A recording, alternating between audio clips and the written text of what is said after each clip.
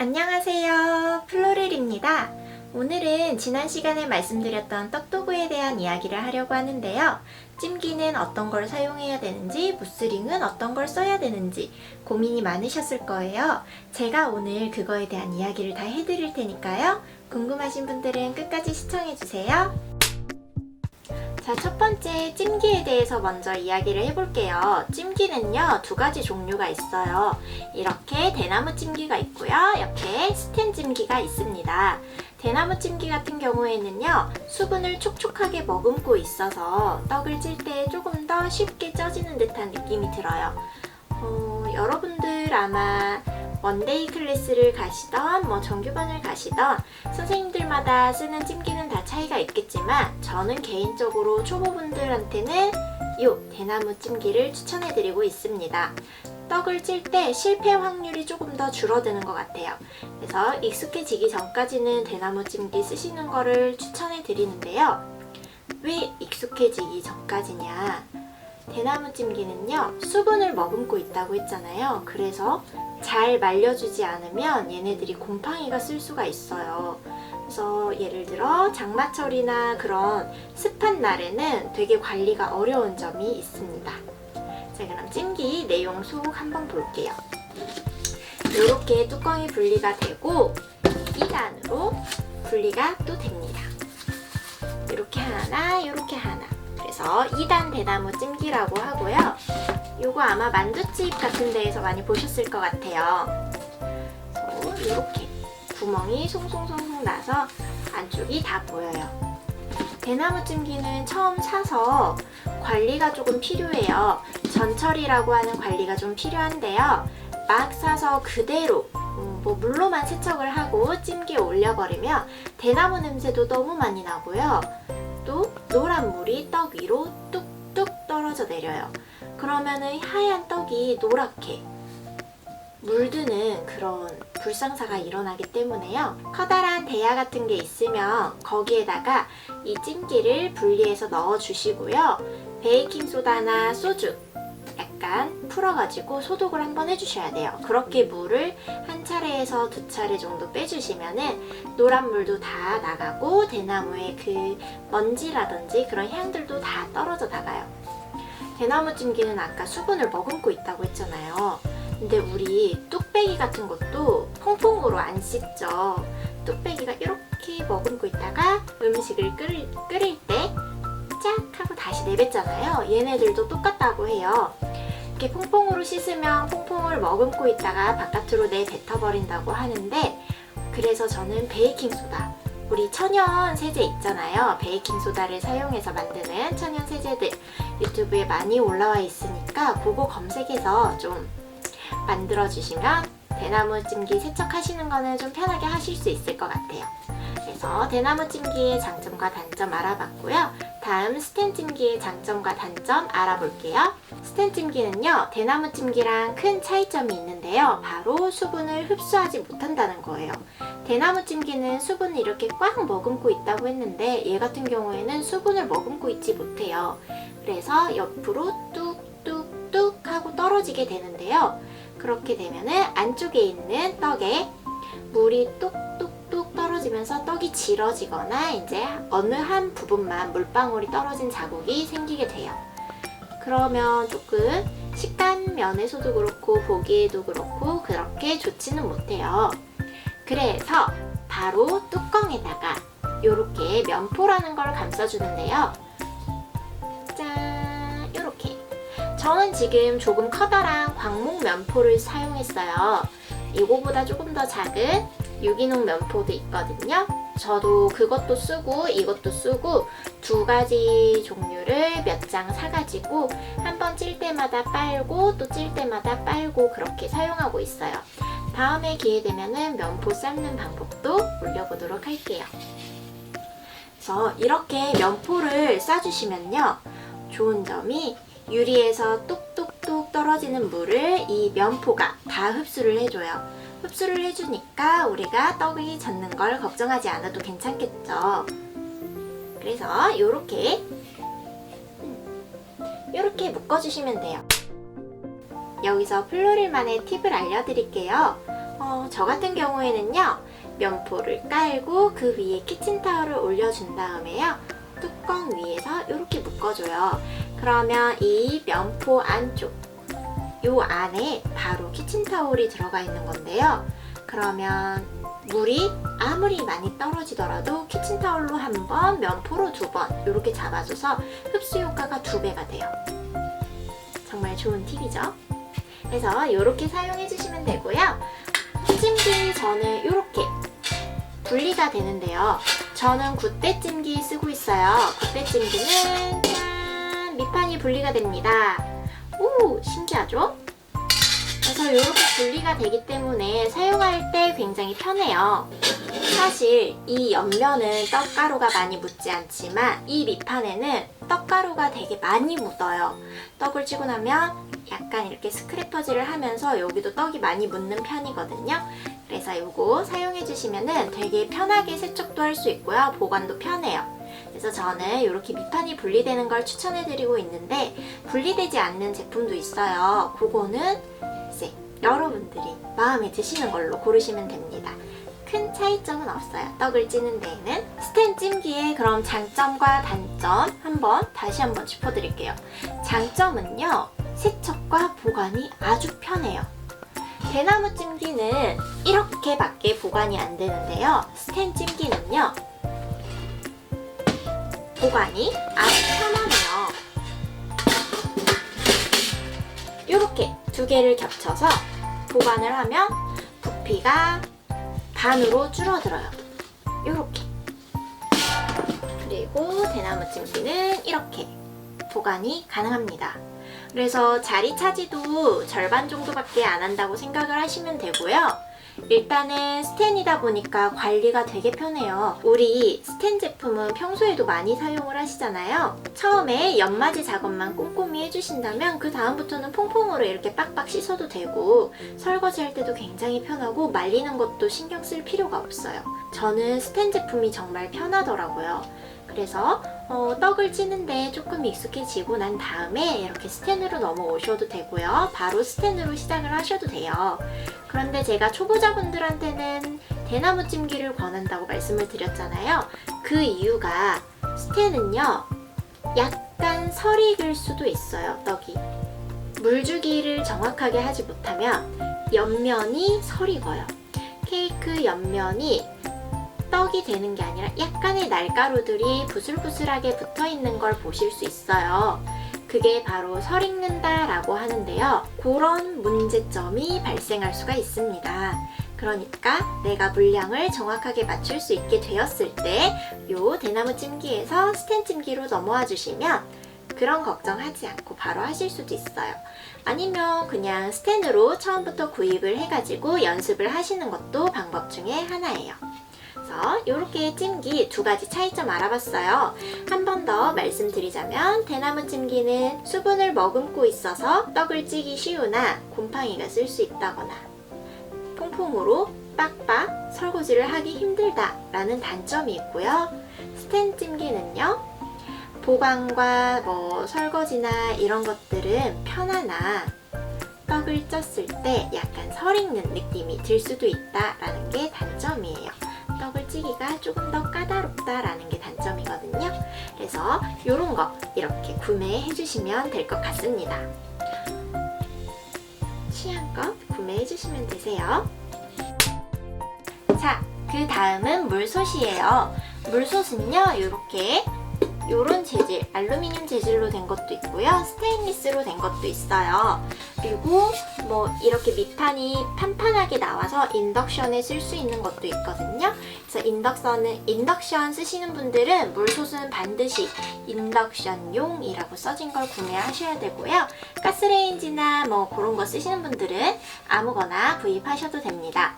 제품은 스테인리스랑 이런 알루미늄 제품 있고요. 저는 2가지 다 써봤었는데, 스테인리스랑 알루미늄 제품 중에 왜 알루미늄을 쓰느냐, 그거에 대해서 먼저 설명을 해드릴게요. 제가 찜기를 스테인리스 제품으로 바꿨다고 했잖아요. 기존에 사용하던 스테인리스 물솥이랑 이 찜기랑 딱 맞았어요. 사이즈가 정확하게 맞아서 팔팔팔 물을 끓이고 나면은 얘가 촥 하고 수축이 돼서 이게 안 빠지는 거예요. 안 빠져서 처음에는 떡을 빼야 되는데 이게 안 떨어지니까 엄청 당황했거든요. 근데 그게 이 찜기의 문제더라고요. 알루미늄 물솥이랑 스테인리스 찜기 이렇게 세트로 사용하시는 거를 추천드리고요. 찜기에 대해서 또 이어서 설명을 해드리자면, 찜기는 이렇게 물을 한 3분의 2 정도, 요 정도 절반 이상 채워가지고 증기로 팔팔팔 끓어오르게 해주는 역할이에요. 떡은 물이 끓어오르는 증기의 힘으로 짜지는 거잖아요. 그래서 이런 물솥을 사용하시면 되는데요. 나는 선생님, 물솥은요 부피도 너무 크고 사용하기가 조금 그래요 라고 하시면 기몰라라는 제품이 있어요. 그거 냄비 위에 올려놓고 사용하시면 되거든요. 기몰라가 가운데가 뻥 뚫려 있어요. 이렇게 뻥 뚫려 있어가지고 김이 그 사이로 막 올라와서 이 물솥의 역할을 해줘요. 그런데 아무래도 뭐 냄비가 깊은 게 있으면 괜찮겠지만 냄비가 낮은 것밖에 없다라고 하시면 그냥 물솥 구입해 주시는 게 편합니다. 도구는 제대로 갖추고 있는 게 편하긴 하더라고요. 자, 그래서 이렇게 물솥은 두 가지 제품 중에 아무거나 스테인리스를 사시던지 알루미늄 제품 사시던지 구입을 해주시면 되고요. 인덕션 사용하시는 분들은요, 꼭 인덕션이라고 써져 있는 거 구매하셔야 돼요. 안 그러면 떡이 안 쪄질 수도 있으니까요. 꼭 그거 구매해 주시면 됩니다. 자, 그럼 물솥도 끝났어요. 잘 안 보이시죠? 이 투명 아크릴 판입니다. 아크릴 판이에요. 이 아크릴 판은 언제 쓸까요? 얘는 이름이 도대체 뭘까요? 이거는요, 떡 뒤집개라고 하는 거예요. 떡 뒤집개라는 건요, 말 그대로 떡을 뒤집을 때 사용합니다. 어떻게 쓰는지 좀 궁금하시죠? 예를 들어서 한번 보여드릴게요. 이게 떡이라고 생각하고 넣어볼게요. 자, 떡이 이렇게 있어요. 그러면 빼야겠죠. 떡은 어떻게 빼주냐면 이렇게 떡 뒤집개를 위에다 얹고 뒤집어서 짠 하고 빼주시면 돼요. 이렇게 빼는 게 바로 떡 뒤집개의 역할이고요. 대나무 찜기는 이렇게 빼주시면 되고, 스텐 찜기 어떻게 빼는지 한번 보여드릴게요. 스텐 찜기는 밑판이 분리가 된다고 했잖아요. 그래서 이렇게 빼서, 여기 빠졌죠? 이렇게 돌려가지고 바로 착 하면은 돼요. 이렇게 하면은 나옵니다. 근데 이렇게 하셔야 편하실 거예요. 스텐 찜기를 쓰시는 분들 중에서도 어떻게 하는 분들이 계시냐면, 이걸 이렇게 찜기가 있으면 얘를 위에다 놓고 이 상태에서 이렇게 돌리는 분들이 계세요. 그러면 보이시나요? 지금 얘가 가벼워서 조금 더 이렇게 많이 휘어지기는 했지만 보셨죠? 난리가 납니다. 난리가 나요. 그러니까 아까 제가 했던 것처럼 지금 저는 여기 물솥이 있어서 물솥으로 사용을 했지만, 물솥이 아니라 뭐 어떤 커다란 이렇게 원판형 통이라든지, 물솥은 아마 우리 물 담겨 있어서 쓰기는 좀 뜨거울 거고, 원형 통, 뭐 꿀통이라든지 그런 거 많이 있잖아요, 집에. 빈 용기들을 사용해 주시면 돼요.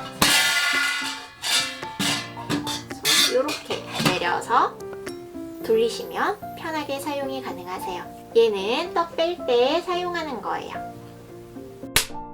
이번에는요, 믹싱볼하고 중간체입니다. 떡을 찌려면 반죽을 먼저 해야 되잖아요. 반죽을 하는 과정을 저희는 물주기라고 해요.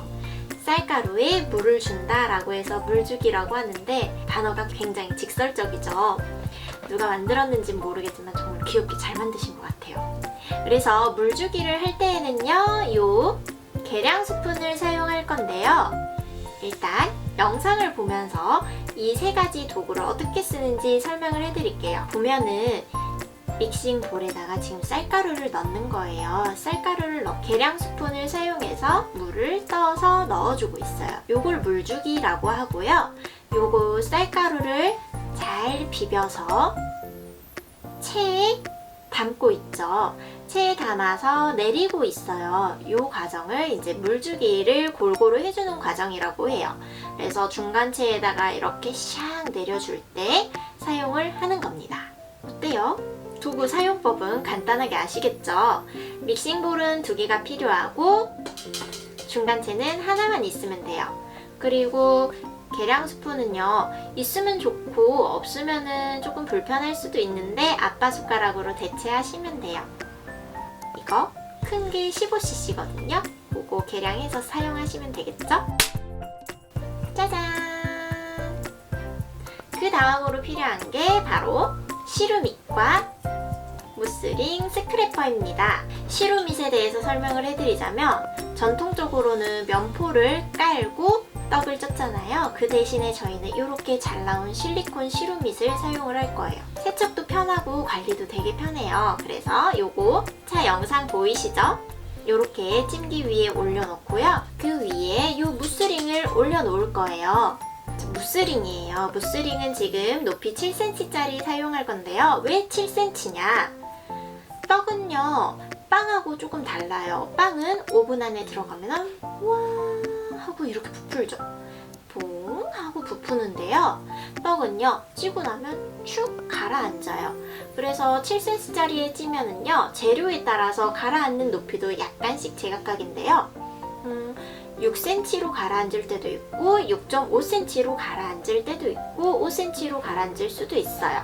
그거는 이제 내가 뭐 유격을 어떻게 주고 떡의 재료를 어떤 걸 썼느냐에 따라서 조금씩 다르지만요. 어찌됐든 한 가지 기억해야 될 건 떡의 높이가 가라앉는다는 거예요. 그래서 우리가 5cm짜리나 그런 낮은 무스링을 사용을 하게 되면은 좀 그렇죠. 떡을 쪘는데 4cm, 뭐 4.5cm 이 정도밖에 안 될 수도 있는 거예요. 그러면 너무 먹을 게 없으니까 7cm짜리 정도의 무스링에다가 좀 떡을 찌면은 많이 가라앉아도 5cm 정도가 되니까 일반 케이크랑 비슷해지겠죠. 꼭 7cm짜리를 사용해 주시기를 바랍니다. 지금 요거는 원형 한 뼘 정도 되는 1호짜리 무스링이에요. 근데 1호 무스링도 있고요. 2호, 3호, 4호 막 이렇게 쭉쭉쭉쭉 있어요. 필요하신 호스를 사시면 되는데 1호짜리를 가장 많이 써요. 요게 4에서 5인분 정도. 그러니까 4인 가족이 먹기에 딱 적당한 양이라고 생각을 하시면 돼요. 근데 저 같은 경우에는 디저트로 먹다가 보니까 5인분, 6인분까지도 갔던 것 같아요. 그래서 요거 무스링 사주시면 되고요. 그 다음 필요한 게 요거 스크래퍼예요. 자, 영상을 다시 한번 볼게요. 무스링 위 안에 쌀가루를 채워놨고요. 그 위에서 스크래퍼를 싹 하고 윗면을 평평하게 정리해주는 역할을 해줍니다. 스크래퍼는요, 윗면이 둥글고 아랫면이 날카로운 걸 사주시면 돼요. 요걸 왜 이렇게 생긴 걸 사냐면 이 날카로운 면은요, 쓱쓱 무스링 윗면을 정리해줄 때 쓰는 거고요. 요 둥근 면은요, 짤주머니에서 쭉 앙금을 정리해줄 때 사용하는 거예요. 그래서 요거 구입해주시면 되는데 얘도 사이즈가 작은 거 있고 큰 거 있어요. 근데 선생님들께서 뭐 1호 사이즈 정도만 쓰실 거면은 요거 작은 거 구입하셔도 되고요. 2호나 3호짜리를 사용하실 거라면 조금 더 큰 걸 쓰는 게 편합니다. 자, 그리고 요거예요. 자, 얘는요 실리콘 컵인데요. 실리만 컵이라고 불러요. 그래서 이렇게 보면 굉장히 유연한, 이렇게 앞뒤로 다 뒤집어 까지고요. 요게 소자, 요게 중자, 요게 대자예요. 그래서 컵설기 사이즈는 보통 요 크기 실리만 컵 대자를 많이 사용을 하세요. 그러니까 요거 구매해 주시면 되고요. 요렇게 1호짜리에다가 떡을 쪄도 약간 쌀가루가 남을 거예요. 그럴 때에는 이런 실리만 컵을 사용해서 여기에 쌀가루, 남은 쌀가루 담아가지고 샘플떡으로 드시던지 아니면 손님한테 서비스로 내드리던지 이렇게 사용을 하시면 됩니다. 한 가지 더 말씀을 드리자면 저는 계량컵은 사용하지 않아요. 계량컵을 사용하지 않는 이유는요. 일단은 계량 스푼도 있고요. 저는 전자저울을 대신 사용을 하고 있습니다. 계량컵으로 아무리 이렇게 깎아내더라도 그때마다 조금씩 큰 차이는 아니어도 미세하게라도 차이가 있더라고요. 그래서 정확한 계량을 위해서 전자저울을 사용을 하고 있는데요. 여러분들도 저울 사용하시면 훨씬 더 편하게 하실 수 있을 것 같아요. 전자저울까지 구매를 해주시면 됩니다. 떡을 찌는 과정이 궁금하신 분들은 오른쪽 상단에 아이콘을 클릭하셔서 어버이날 카네이션 케이크 만들기 과정을 봐주시면 좋을 것 같아요. ASMR인 듯 아닌 듯한 그런 영상이 있으니까요. 그거 봐주시면 됩니다. 여기까지 해서 도구 구입편은 다 마무리할 거고요. 다음 영상은 또 제가 조금 고민해보고 더 좋은 컨텐츠로 돌아올게요. 지금까지 시청해주셔서 감사합니다. 영상이 도움이 되셨다면 구독과 좋아요 부탁드릴게요. 알림 버튼을 눌러주시면 플로리의 소식을 가장 빠르게 받아보실 수 있으세요. 그럼 다음 영상에서 만나요. 안녕!